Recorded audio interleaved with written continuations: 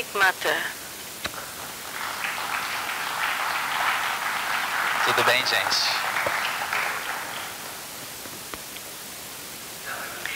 So I would like to check with you that has just talked. I heard faith. You said faith, right? This is about resilience. You talked about faith. And you talked about partnership, but I think Sandra already talked about partnership when you talked about communication means and the need to make people visible, for us to be able to understand that this is not just a fight of a community in a certain place, but it's a collective fight from all of us. And then I saw a lot of places you talked about unity. So in the university students, you talked about the importance of them as well. Well, in my experience, as far as the response to exclusion and violence issues and the understanding our capacity of dealing with that, these issues that you raise always talk about conflict. Because conflict follows our daily lives. Not only conflict when it comes from outside, trying to transforming our reality and expel us from the places where we live, which is your case, but also the conflict that happens inside our communities, which works to divide people and to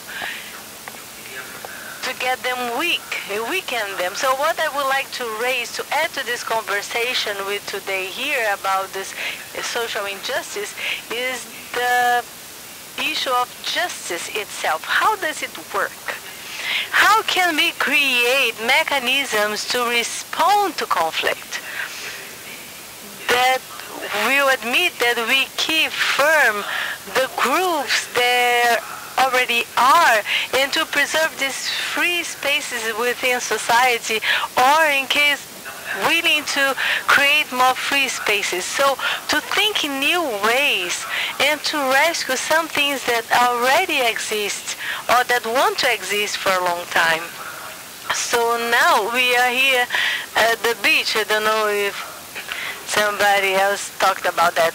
This is the missing beach, one that we have never seen, because this here used to be a beach and now it's asphalt. And it was a beach that they used to say it was one of the most beautiful beaches in Rio, but we have never seen it because look at it. So I remember from a long time ago, in another moment, the same fight. It was May 66 in Paris. Underground, under the street, there used to be a beach. That was one of the revolutionary fights at the time. But here in this building, this is literally true. We see under this building, there is a beach. A lot of what we do when we respond to situations of violence and conflict situations is to rescue the knowledge that has never been done with, but is never presented, is never visible for us. Like this beach is invisible for us right now. So where can we get the leadings for this? Usually is in parts of societies that are away from the power centers, the parts that we try to make invisible. So in other words, the core of the power, they try to make them invisible and to get them away as far as possible, to keep them from being visible to us, because if they are visible, they are experienced as a threat, as a provocation, as a confrontation, something that is uncomfortable for the people that are there in the power structures. So this community is something that it's uncomfortable to our mayors for a long time. It's a historical fight, because this space, they are contradictory to the predominant logic. So So the structural power is where we see the power natural and necessary for the one that has the capacity to act, to do a difference. It gets crystallized and it gets fixed and solid. So when this doesn't contribute any more, it is still there. The problem is there. So it's not a matter of having different functions within a group of a society, people that do different things. The problem is when this becomes fixed and unchangeable, because life is constantly changing. So when this happens, we see a healthy conflict. Conflict is not a problem, it's a feedback about any kind of social system that tells you something has changed. We need to change our way of living due to this change. A society that tries to make these spaces invisible, the places where people still know how to live communally, they cultivate an aversion to this conflict because we are raised being afraid of conflict and fearing conflict, believing that is a very dangerous thing. But when we buy this idea, then nobody needs to change our mind because we've done it ourselves. Because when you have the conflict, you are not able to participate into a democratic proposal, because democracy needs that. It feeds on these different ideas. Democracy cultivates different opinions, and the discussion, the dialogue and debate about these differences, to be able to find how we can constantly live and improve that. So when we start looking into this space and understand the need of rescuing these logics that have been put away and to cure our aversion against conflict, then we start rebuilding this in our lives. These things that had been outsourced to other people. Please solve my problems in my conflicts here, because this is something that I hadn't been raised as somebody that understands that actually I am afraid of the fact that I'm different from you and that I disagree with you, and you are afraid of the very same thing. So this aversion to conflict makes it necessary to live a life in which we cultivate insincerity, when I don't tell you the truth because the truth touches, the truth changes, and I'm counting that you won't be telling me the truth either, because if you start telling a level of truth beyond what I can take, I will accuse you of doing something that is threatening me, that is bothering me, and then we make up all these kinds of fictitious rights about the right of being always comfortable, for example. Tell me a little bit about your stuff, but not too much because I will be uncomfortable. This kind of logic. And we are living this process and we see this being less and less powerful, and is being more and more done away with the mechanisms of interference to make it possible for people to be part of the society and build society in a different way. So I would like to bring back some elements which would be an opening gate for us to debate on this subject so that we can come up with some practical things.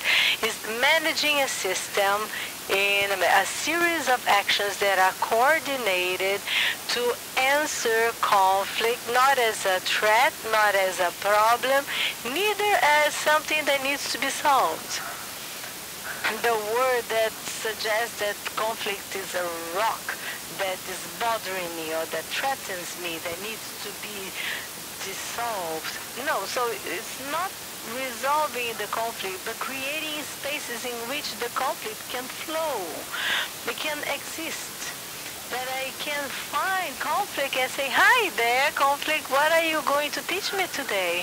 Not because I don't think it's going to bother me. I know it will touch me because the change kind of feeling. But that's what happens when we start really relating ourselves with others.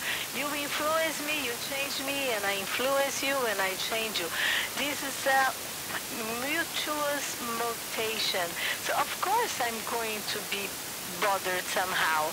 But how can we build these systems? How can we build these spaces? This morning, Adri and I, we were having our breakfast close by with somebody that is part of the Ocupamink, which is the occupation of the Canecão that is right here. If for you that is not from here, Canecão is icon space that has been abandoned for many years. It's empty, and it has just been occupied from people that were occupying the Ministry of Culture in answer to this very peculiar political moment that we are living in Brazil right now. Why was this necessary? Because after a few days, weeks, and months, these people, just like any other group that I see, they start going through conflict. And they notice that the justice system in an organized way is not something that is an option. You either choose it consciously how you want to answer to conflict, or you imagine that you will notice that you will have adopted the predominant way of doing things in society. You'll be importing to your family from the court, from all the other spaces in which decisions are made for conflict, a specific way of answering to conflict. And you will notice that this is usually authoritative, explanative, organized, based on looking for the mistake of the other, and then you have expulsion, putting the person away from the group. Since that person is being judged guilty of having done that. So with this, we think this proposal of social changes ends up being a reproduction of something that is reproduced and that keeps a certain logic of exclusion, marginalization, and all. So this talk this morning, as many others that we've had in these 2 decades that I've been investigating these issues, is trying to answer these questions that you have answered right there at the end of your talk. What do we already know that is working well when we look for the conditions to have more dialogue instead of less dialogue, for more social cohesion instead of less than that? We have a series of knowledge about that. We understand, we engage ourselves in this fight. We study history of different fights in different conflict moments of organized conflict in society, but we know that in the end of the day, every fight ends with a conversation. Sometimes, like yesterday, it takes 52 years and 200,000 deaths. But Colombia shows us that the wars end in conversation. My ancestors came from Ireland. 800 years of people killing each other, of prohibiting the language, of expelling people, of big removal of people, not only removal of part of the city to another, but getting whole communities from a whole country to another country. All that in an attempt of having a social engineering, and violence only ends when people finally sit down and talk and decide to live together as a culture. And we know that is the end of it. So let's use this knowledge we have and use this question. What we already know that works well when we are answering conflict. Not in a way that separates people like our actual systems do, but in a way that would strengthen the links that we have in society, that makes it possible for society and community. And after that, let's have a second question.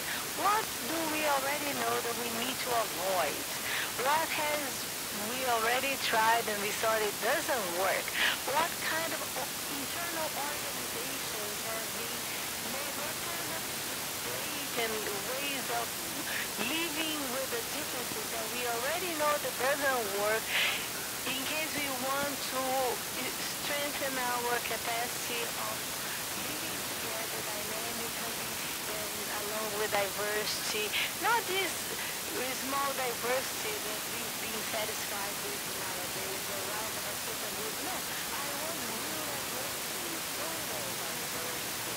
In other words, to be completely at peace, to contradict the other, and to contradict me relates to what I was. I don't want to have the freedom to have to be from different groups, but to be unique. And what is the biggest thing about you is that you are completely different from the other 6 billion people. And this is, for me, goes beyond right. I don't have time to wait for people to mobilize themselves in a way that they promoted. I'm talking about need, authority that affirms these authorities right here. It's all here, fellowship. So we can be organized and promoted by the state if the state finally wants to be together. But if not, I won't be waiting. I won't just wait to go to street to claim for my rights. I will go there to demonstrate. I'm already it. So in this reason, I have a lot of knowledge of what doesn't work. I know what restricts life in me, what makes myself a marginal, what separates me from you. I know not only in terms of action, but also in the way of thinking. I know how the school system has put inside my head all these different ideas and a fictitious psychology that makes up these ideas that some people are problematic, some are difficult, some are aggressive and violent, others are passive, others are cool. I want to see how this way of thinking makes it easier or more logical for people to be distant and we cannot sustain our action of being the world. I want to find how our studies on organization or how to relate makes the same, how my participation in the social structures and also how my way of learning, my way of distributing resources, my participation in the economic system that we have, how all this feed and justify a justice system that makes it impossible for the social change to be effective. And thirdly, I'd like to collect the intelligence that we have of dreaming of how it would be if things would be different. Yesterday, well, we are implementing the logic that I'm sharing with you. It's in many places in Rio. It's born once again in those neighborhoods that are forgotten or not seen by the society. Restructure justice, formally speaking, in Brazil. You won't see this online. You won't see this in the books published. And I hope that when you read that, you think, why this history is not the one that is told? Justice in Brazil starts in Dona Marta, a favela here nearby, then in Vidigal and Morro dos Prazeres, and spread in 9 years mainly in those community spaces, in those neighborhoods that are not considered neighborhoods in the city, with the population living there. That due to being distant from the center of Paulo have the capacity of being preserved in one another places but covered by concrete like Praia da Saudade, which I live down here. So the third question that rises here, or which meaningfully raises within us now, and we are now taking to the Gazi in the bodies that before were called FEBEM here in Rio, the bodies for childhood, needs to have good quality that makes us proud. This creation of a new justice system is something that you are happy to show your friends. Yesterday, we went to Creade in Teresópolis, and when we arrived there, the director of the unit received us and welcomed us very well. She prepared breakfast. Before doing that, she would like to show the order to us. And you could see the smile in her face when she wanted to show the formation that she had. And we all went there to see the lettuce or the cauliflowers or the chickens that were right this plantation. So what is the justice system which gave you this pleasure of showing to the others? See how we answer to the conflicts here in the family. See how the social project is aligned with the values even when answering to the conflicts. See how the community is even more resilient than before. Since we started, we are responsible for how we make this recycling of our conflicts. We recycle our disputes to get stronger from this energy. So the third intelligence that I would like to show is the capacity that we have to dream of how a justice system would be if it were not coherent with our values and principles. If we were that happy to show other people how to use this way of answering to conflict, we couldn't wait to show the others, hey, look what we found. It is not necessary that we share or lose this unit when we diverge in opinion. We can be more resilient and not less resilient from that. What is beautiful is that processes like this with restoration systems, and they are restorative because it means being up again, and conflicts generally destroy. I mean, my daughter faced her first robbery last Wednesday. She dealt very well with that, considering everything, but even though she spent 4 days without wanting to go outside home. This experience of conflict destroys more than anything else. So how can we create rebuilding systems with a social organization answering to conflicts in a way that we be up and more resilient than less resilient? I am curious, what are you thinking or questioning or wanting to share from that? Okay, I'll share my microphone with you. Well, it's very difficult for me to think about diversity of opinion with very extreme issues. So I try to look, for example, a person that is in favor of military intervention. I am a journalist. I try to interview this person and understand what she said. But I received this in a way that I cannot deal with. So when the opinions are very divergent, is there a technique to accept or collect a thought that is completely diverse from everything that you have ever imagined? Well, yes, there is a technique. It's here in my pocket. I will show you everything you need to do to solve your problems. Okay, can I be a little bit boring on your way of describing the situation? Okay, so thank you. First of all, look how the question is organized so that you redistribute the power from you to any possible external authority.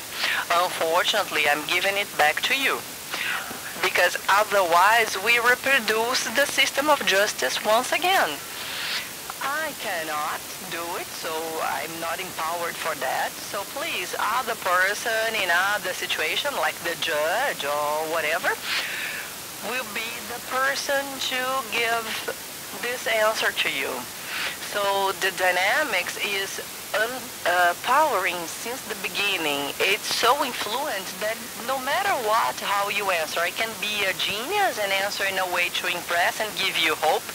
But the fact is that you gave up the power that is only yours and can only be yours. And at some time will go back to you, even if it takes 52 years and a lot of deaths. First of all, I cannot do it. How come? What is this? I can't do it. No, I have a great difficulty to do so. It's a fact.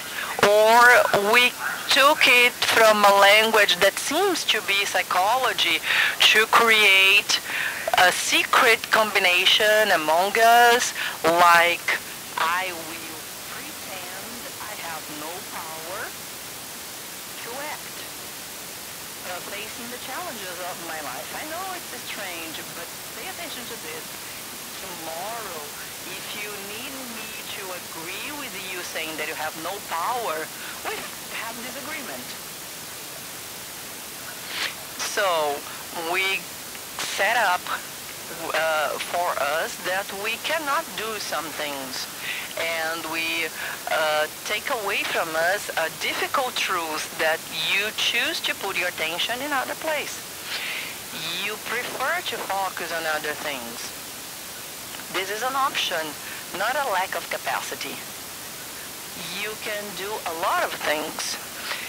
Your process of choosing sometimes is from a range of options, and you hate all of them.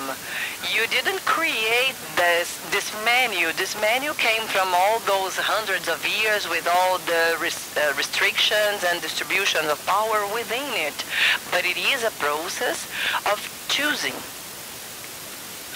So many times for me to do something that I don't know how to do, and everybody explains to me that it's not possible, and I believe I don't have capacity, or lack of money, lack of time, lack of knowledge, or colleagues, or general notion, they convince me that this is the case. And many times facing this situation, I prefer to focus in things that I know how to do somehow, and take advantage of this excuse of saying, oh, I can't do it. Okay, another provocation. I know this is a habit of language, but they are indicators of a combination that we make to be away from our capacity of co-creating the world we want to live in. So the last thing is that I know what you want to say, but when you say that you have to interview this other person, is this true that you have to interview this person? Or is only true that when you look at the consequences of not doing it, you don't like the consequences? Probably the consequences in terms of acknowledgement to your work or financial consequences. Is it this way?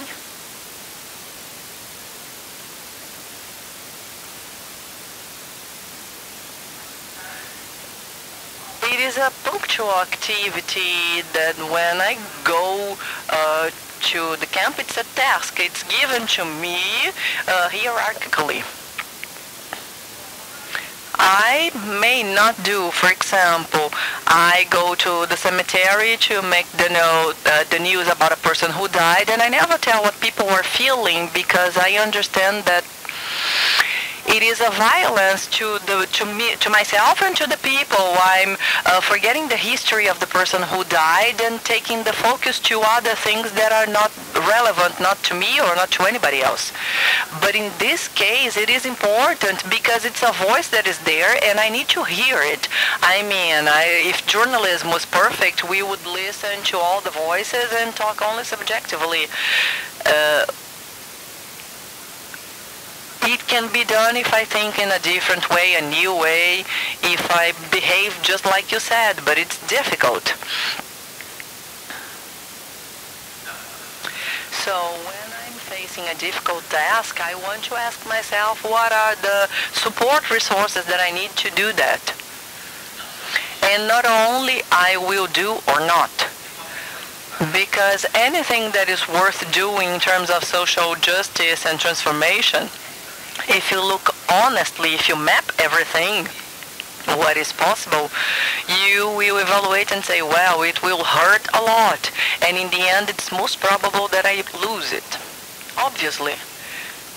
Because society is organized to prevent the changes that we want to be established in a more systemic and long-lasting way. So it is necessary that I am aware of the resources that I need to act.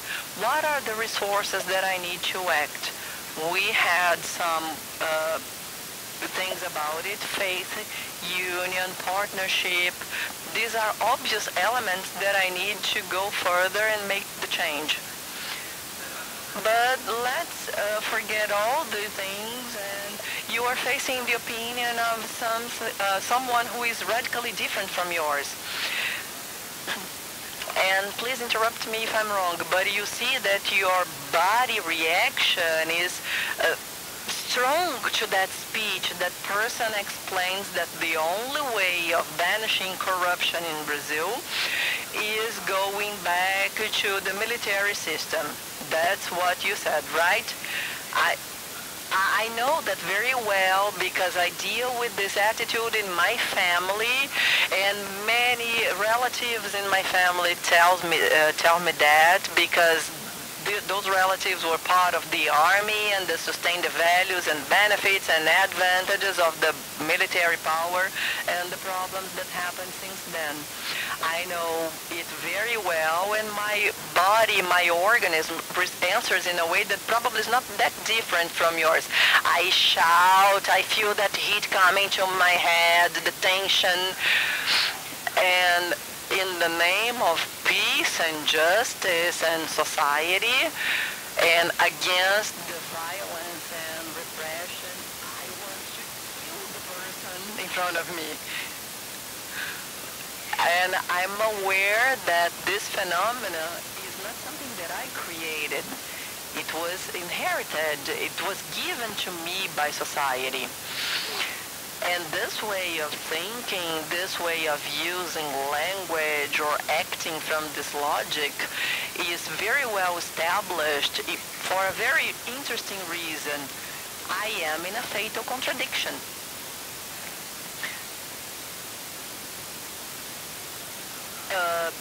2 years ago and last year again, I was part of a process of civil war in other continent. This intelligence of building systems created by a foreigner that are completely lost with 40 words in Portuguese and a group of children with nothing to do, sitting on the streets in the neighborhoods that I mentioned before, the neighborhoods considered invisible, favelas here in Rio, they are present in 40 countries in the world. And is being used in this situation of civil war for 33 years of people doing horrible things as they did up to yesterday in Colombia. During one of the conversations we had with a group of rebellions that are fighting against the government for 3 decades, we heard, my friend heard and told me that sometimes the only way to make people understand you is to kill them. Interesting, right? Because the contradiction is obvious, probably a little bit more to us, because at this moment, probably none of us is fighting with guns.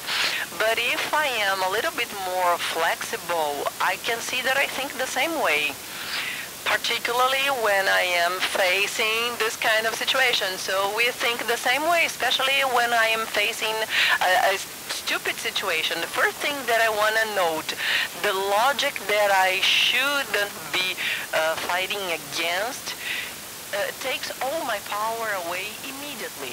So let me calm down. If you work with non-violence, so don't work others to do that, because you repress. inside yourself the desire of taking this person away from you, and this person is a person that 5 minutes before you loved and was playing with your kids in a very nice way, and you know that this person sustains the family, you know how the mother loves the son. So the first thing is the imposition of a repressor and punitive system. But it's not enough. I want to go beyond that and understand what comes afterwards when I do not repress, do not condemn what could be written as a violent feeling inside myself. I start being curious about it. So where does it come from? Where all this feeling comes from, this desire of so much action? It comes from something deep and unnegotiable within myself, my hope and my desire for a world that in which everybody wants to change, and in which there is a space to all the diversity existing here. I want it deeply. My mental health is not good because I don't have it. My sleep is not good because I don't have it. It impacts my way of thinking and smiling and loving and everything. So this is not my fault. I'm not sick because I have hunger for justice. And it's not my problem because I cry, because I get emotional. This is a sign of health. This feeling which is labeled as negative, like anger, revolt, and all that, this is a sign that I haven't given up. It's a sign of life, not my life. It doesn't belong to me. That's what the universe does to my organism. I can repress and get sick, or I can move from this force, and all this energy is coming with the change. But how does the change happen? How can I create a channel that makes it possible that my message gets to another person in the same spirit that was given? I need to have the same intelligence when they invent miracles such as this gut. Haven't seen one like this for a long time, right? This is Poisas Up. Post-robbery cell phone, because I decided to use the resources that I have to other people. Then I found this one in the drawer 6 years after nobody has ever used, and it turned off immediately. It is very good. I had forgotten how good it was. You just can't send a very long message because otherwise I just see ... and no emotions, no nothing, just letters.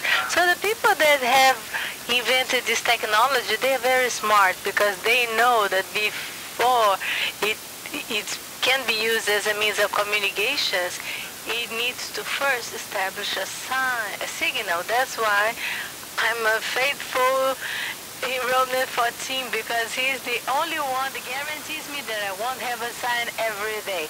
And when I don't have it, I just remember that there is a precondition for us to understand each other, for this very big need for justice that gets to you in a way that you can understand.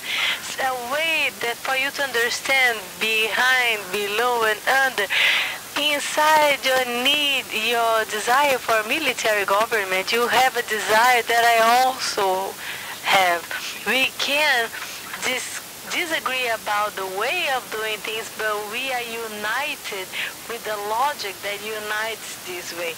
If I know how to establish a communication between you and I and strengthen this, even more when we are different in our opinions or the way of life or ways of fellowshipping, then we are able to listen to the other. If I'm able to listen to you, so maybe who knows, one day we might be able to live in democracy.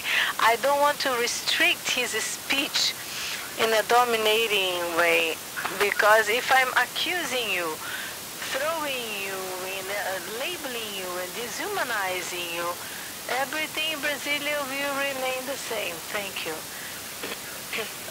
But I can't repress myself. Oh, I need to meditate more. I need to be more specific. I need to read that book or do that course. I need to learn to articulate myself politically in a more coherent way. I need more and more and more. So I'm always insufficient. Paulo Freire said that for you to change, you just need to think that we are incomplete and that this is a problem. So nothing will change instead of potentializing the fantastic for this change. So I don't want to accuse you and I don't want to accuse myself. I want to learn to establish this capacity to bring unity between both of us that doesn't negate but doesn't submit ourselves to the fact that we have different opinions.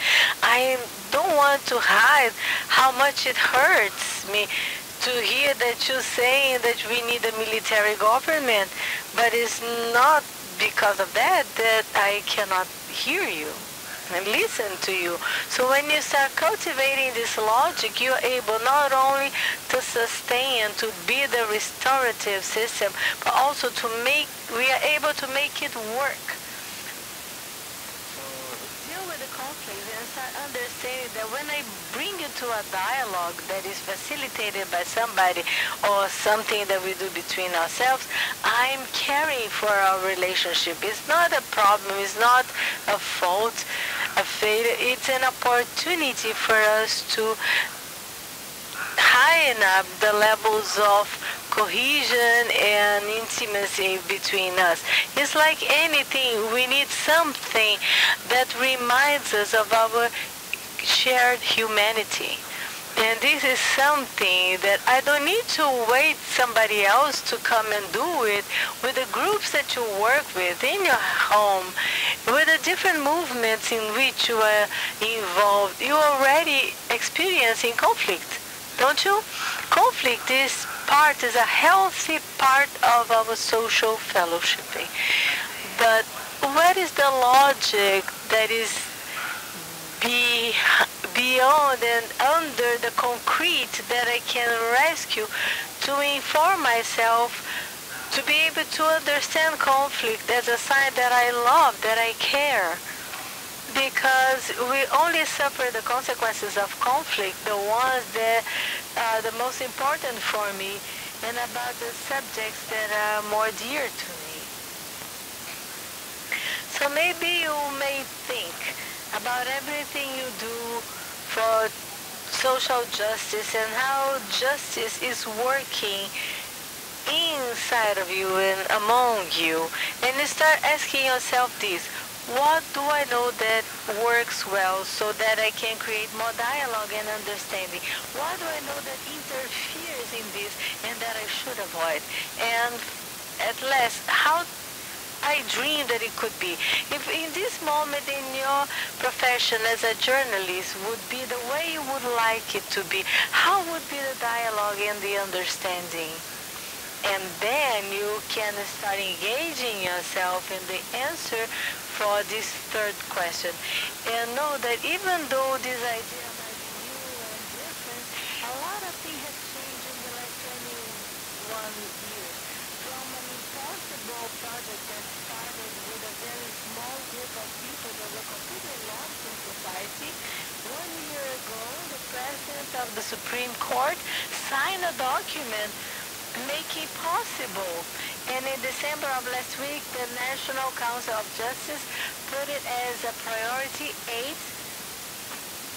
From 2016, the whole child court, they need to adopt this kind of justice. It's now from 31st of May, resolution was made. Something that has been born a long time ago now is being recognized as a policy. So now it's time for us to bring this back to us and to make sure that this process will be rooted and fed in the community spaces so that it won't be cut from the institutions, because this wouldn't be the first time to happen. Thank you very much.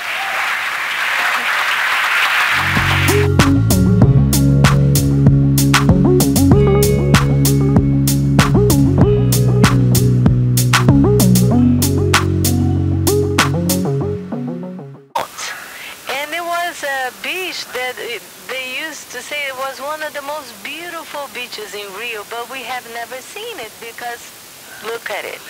So I remember from a long time ago, in another moment, the same fight. It was May 66 in Paris. Underground, under the street, there used to be a beach. That was one of the revolutionary fights at the time. But here in this building, this is literally true. We see under this building, there is a beach. A lot of what we do when we respond to situations of violence and conflict situations is to rescue the knowledge that has never been done with, but is never presented, is never visible for us. Like this beach is invisible for us right now. So where can we get the leadings for this? Usually is in parts of societies that are away from the power centers, the parts that we try to make invisible. So in other words, the core of the power, they back about any kind of social system that tells you something has changed. We need to change our way of living due to this change. A society that tries to make these spaces invisible, the places where people still know how to live communally, they cultivate an aversion to this conflict because we are raised being afraid of conflict and fearing conflict, believing that is a very dangerous thing. But when we buy this idea, then nobody needs to change our mind because we've done it ourselves. Because when you have the conflict, you are not able to participate into a democratic proposal because democracy needs that. It feeds on these different ideas. Democracy cultivates different opinions, and the discussion, the dialogue and debate about these differences to be able to find how we can constantly live and improve that. So when we start looking into this space and understand the need of rescue, Dominic Barter. Tudo bem, gente?